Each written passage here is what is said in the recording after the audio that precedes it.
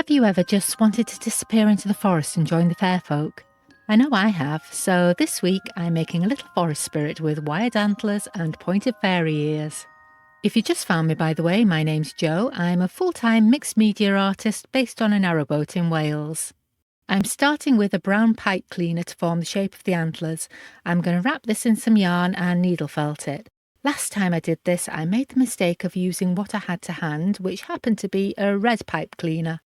That ended up making the whole process a lot harder, as any tiny little bit left uncovered showed up bright red and made the doll look like she was injured. So I had to keep adjusting and felting over it until there was no risk of any red fibre showing through. Using a neutral colour should be a lot more forgiving.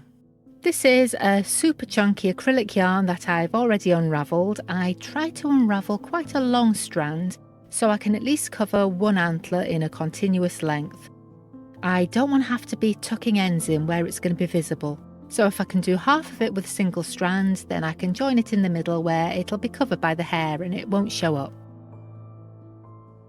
The yarn kind of clings to the pipe cleaner, so most of it should hold itself in place. I'll just felt around the ends a little bit so it's nice and secure. I'm just using a single 38 gauge triangular needle without a holder, being really careful not to hit the wire. Or my fingers.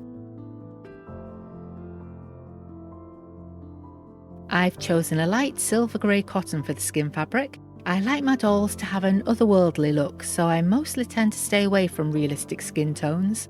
I'll sometimes use a brown shade, but this doll is clearly not human, so I'm not worrying about realism here.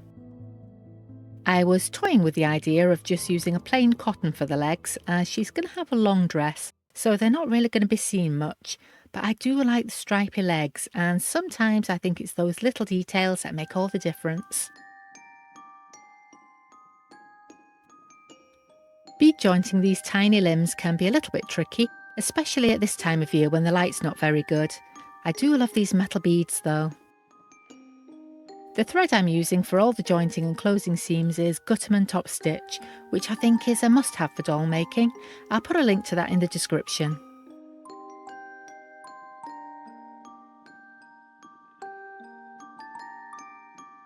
You might notice that the upper arms are a tan colour rather than grey. I'm going to make the dress from a tan coloured cotton, so I've made the upper arms to match that, so it gives the impression of elbow length sleeves.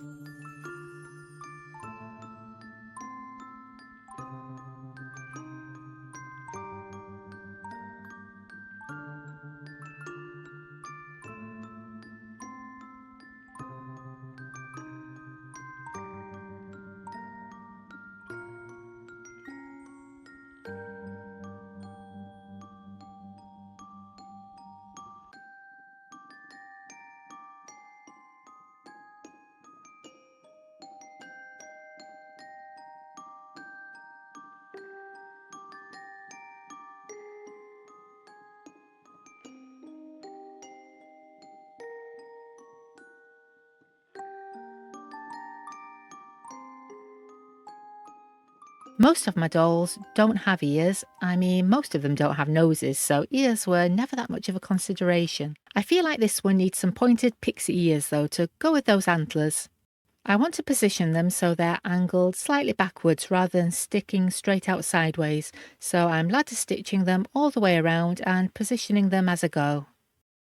That knot will be hidden inside the ear, then I'll fasten off the thread higher up on the head where it'll be covered by the hair.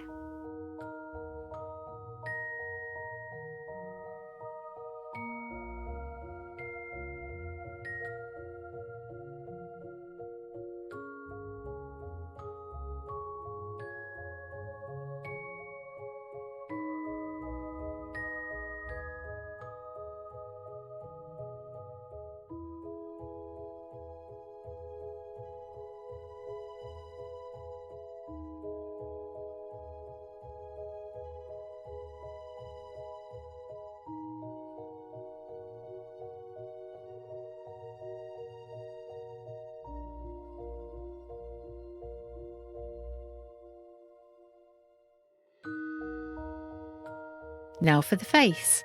As usual, the shading is all done with Derwent Chroma Flow pencils. Blend it in with a blending pencil and set with Artist Fixative Spray. Most of this shading will be hidden behind the button eyes, but like I said earlier, it's those little details that make all the difference. I haven't been able to get many metal buttons over the last few years, but I did a bit of searching recently and I did manage to find some nice ones on eBay, so you'll be seeing more of those in the next few weeks. These have a lovely subtle antique finish, and no sharp edges to snag the thread, which is always good.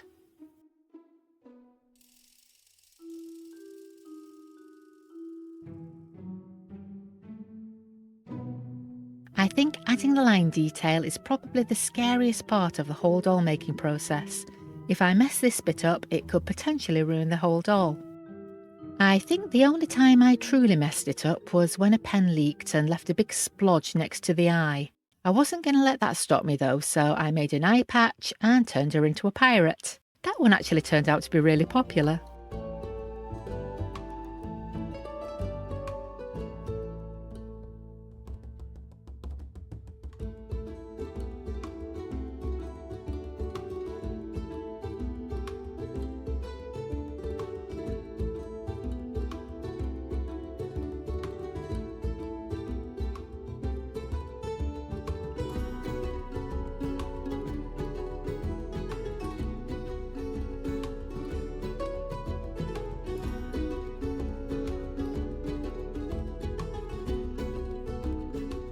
I've made her a dress from the tan quilting cotton with a bit of linen look trim I found in a local craft shop. I could stitch this bit around the waist, but it's quite thick and a bit stiff, so I think stitching could make it look a bit untidy. So I'm fixing it in place with some acid-free tacky glue. This glue is from Aleene's. Once that's dry, it should last a lifetime, and because it's acid-free, it won't discolour or go brittle.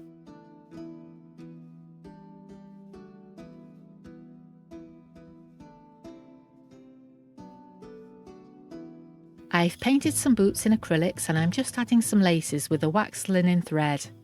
Again, this thread is from Gutterman. I always used to paint the laces on, but I got this thread to make some whiskers and I really like how crisp it looks. It works really well for tiny boot laces.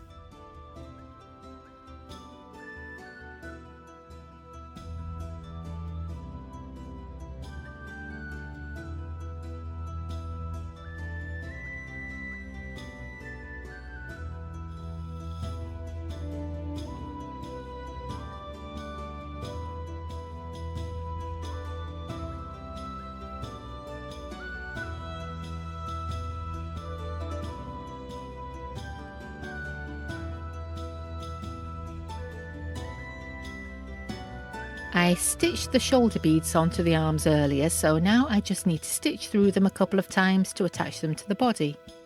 I like the flexibility you can get with bead joints. Up until a couple of years ago I was using a button joint for the shoulders, which works okay, but they can look a bit stiff. Bead joints allow for much more natural movement. By the way, if you're enjoying watching this little one come together, please don't forget to hit the like button and let me know. You can also subscribe if you like, so you don't miss the next one.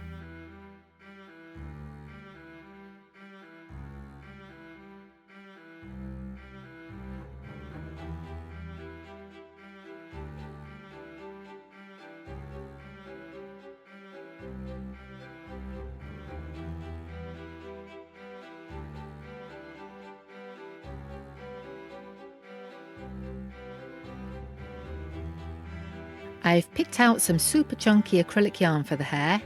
I wanted something to contrast against the dark brown antlers, so I decided on this pale dusky green shade. It kind of reminds me of the sea.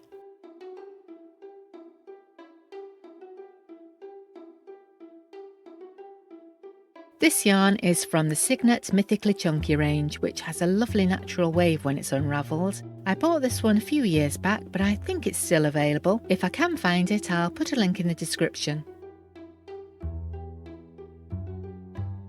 As usual, I'm needle felting it in with the clover tool and 38 gauge needles. I start with 3 needles, then for getting into those tighter areas around stitches and seams, I switch to a second felting tool with 2 needles. Having both tools handy saves a lot of time. You don't want to be breaking concentration to keep taking tools apart and changing needles, so having everything you need to hand makes a big difference.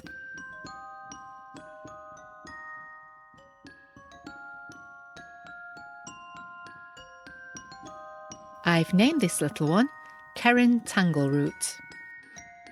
If you'd like to find out more about making antlers, including how I attach them to the doll's head, there's a video on screen now I think you'll like. Go watch that one now, and I'll see you next time. Bye!